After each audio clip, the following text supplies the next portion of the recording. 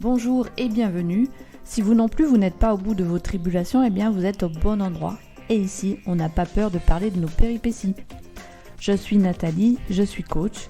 J'ai un couteau suisse d'outils en poche et je vous partage, en toute simplicité, parfois avec des invités inspirants, des trucs et astuces pour mieux vivre toutes ces aventures, tous ces aléas qui peuvent être tout aussi grisants que nous mettre un genou à terre.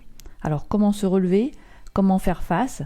Bien, vous trouverez pas mal de réponses dans ce podcast parce que nous aborderons toutes les sphères de notre vie, nos relations avec les autres dans le domaine professionnel ou privé, et aussi toutes ces facettes de nous-mêmes qui nous jouent des tours parfois et qui peuvent nous entraîner dans des histoires qu'on était loin d'avoir imaginées.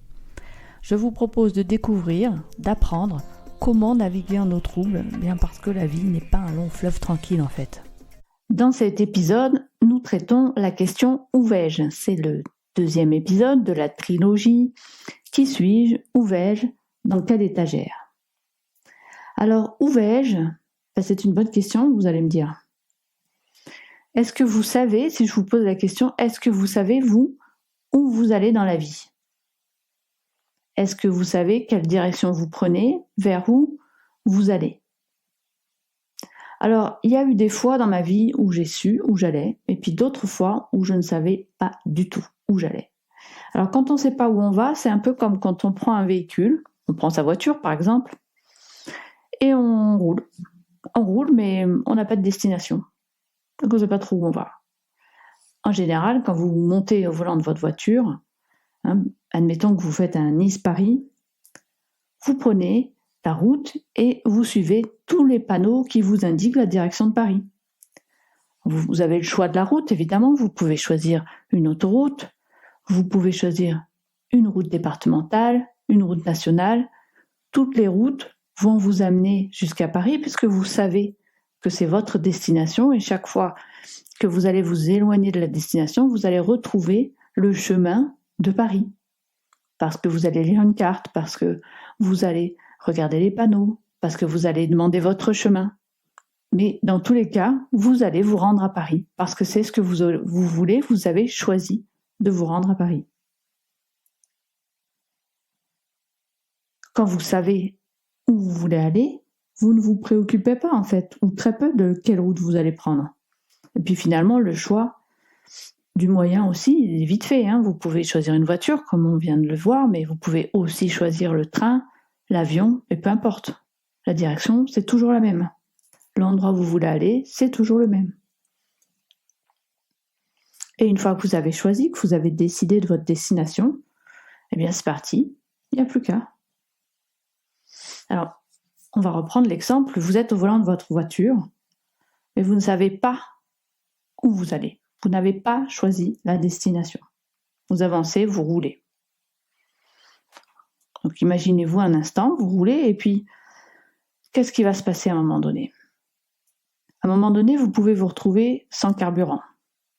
Sans carburant, qu'est-ce qui se passe ? L'auto s'arrête, plus moyen d'avancer, on est là, perdu au milieu de nulle part et on ne sait plus quoi faire. Si vous avez de la chance, vous pouvez vous retrouver dans un petit village sympa, vous pouvez vous poser, vous pouvez construire votre vie, monter votre entreprise, fonder votre foyer. Et peut-être qu'un jour, vous allez vous réveiller, entre guillemets, et vous allez vous dire « Mais qu'est-ce que je fais là ? C'est bien tout ça, là, c'est super, mais c'est peut-être pas ça que je voulais, en fait. C'est pas là où je voulais aller. » Autre cas de figure, vous pouvez aussi vous retrouver sur une route de campagne, arrêté, avec rien autour. Rien, c'est le vide, c'est le néant. Et là, vous ne savez absolument pas où vous êtes. Pas terrible, comme image.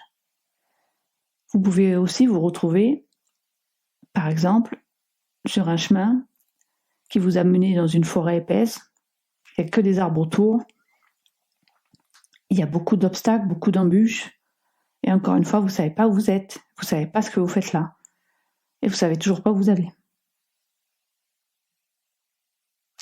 Vous pourriez également vous retrouver sur une route, vous savez ces routes qui mènent nulle part, comme on voit dans les films. Vous roulez, puis vous arrivez, il n'y a plus rien, il y a une falaise. Il y a une falaise, puis de l'autre côté, il y a une destination, mais Vous aimeriez bien vous y rendre finalement. Sauf que comme vous n'avez pas choisi d'y aller, la route s'arrête. Alors dans le film, on peut faire demi-tour, reprendre un autre chemin et c'est parti. Sauf que dans la vie, on ne peut pas faire machine arrière. C'est impossible. Alors vous pourriez vous arrêter là et puis attendre. Attendre que quelque chose se produise, qu'un pont se construise par miracle entre le bord de cette falaise et l'autre côté. Vous pourriez attendre que quelqu'un vous tende un fil, une corde, quelque chose. Vous pourriez attendre et attendre que quelque chose arrive. Ça peut arriver, hein, mais c'est très peu probable quand même que ça arrive, malheureusement. Alors vous êtes coincé là, et vous pouvez que bouger à droite ou à gauche, longer la falaise, ou sauter. Bah, sauter, bof, hein, c'est pas trop ce qu'on a envie de faire. Parce que si on saute, là, on meurt, on le sait. Et on veut pas mourir, hein. On veut continuer de vivre. Donc on va à droite ou à gauche. On va à droite ou à gauche dans l'espoir de reprendre la bonne direction, mais vers où, si j'ai pas décidé? Vers où je veux me rendre? Faut que je décide, Paris, Lyon, Marseille. Vous l'avez compris, hein, si vous ne choisissez pas votre destination, si vous ne choisissez pas où vous allez, vous allez vous retrouver nulle part. Un endroit pas choisi. Une vie pas désirée. Est-ce que vous êtes OK avec ça? Vous suivez l'analogie entre cette image du chemin, de la route qu'on prend sans destination et la vie? C'est la même chose dans la vie. Hein. C'est exactement la même chose. Je vais vous donner un exemple personnel qui m'a mené là où j'avais envie d'être. J'ai vécu pendant 5 ans au Canada avec mon mari et quand on est rentré, on avait la voiture et pour se rendre d'un point A à un point B, à cette époque-là, il n'y avait pas trop de GPS, c'était pas encore très très développé, donc on a acheté un atlas routier. Je me rappelle très bien de la couverture de cet atlas, elle était marron.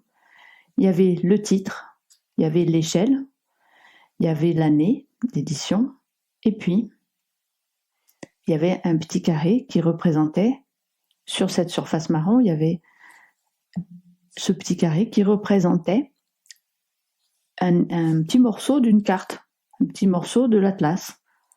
Ça représentait 30 km sur 30 km, grand maximum. Et encore, je ne sais même pas. Dans tous les cas, ça représentait un endroit bien précis. Et cet endroit, c'était Saint-Tropez.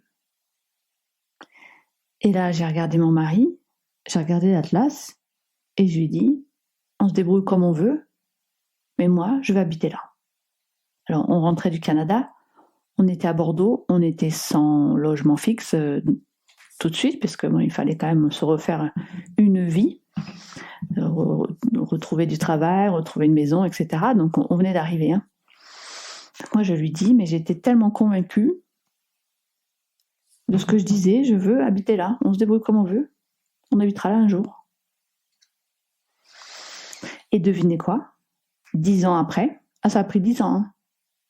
Ça a pris 10 ans de cheminement, ça a pris 10 ans de rencontres, ça a pris 10 ans d'expérience professionnelle, ça a pris 10 ans, mais au bout de 10 ans, nous étions dans le golfe de Saint-Tropez. J'avais décidé que ma vie irait à cet endroit-là. Ma vie est allée à cet endroit-là. J'y ai pas pensé tous les jours à partir du moment où je l'ai dit, seulement j'avais ce focus dans ma tête, en arrière-plan. Alors tout ce que j'ai fait après dans la vie, tout m'a amené à cet endroit.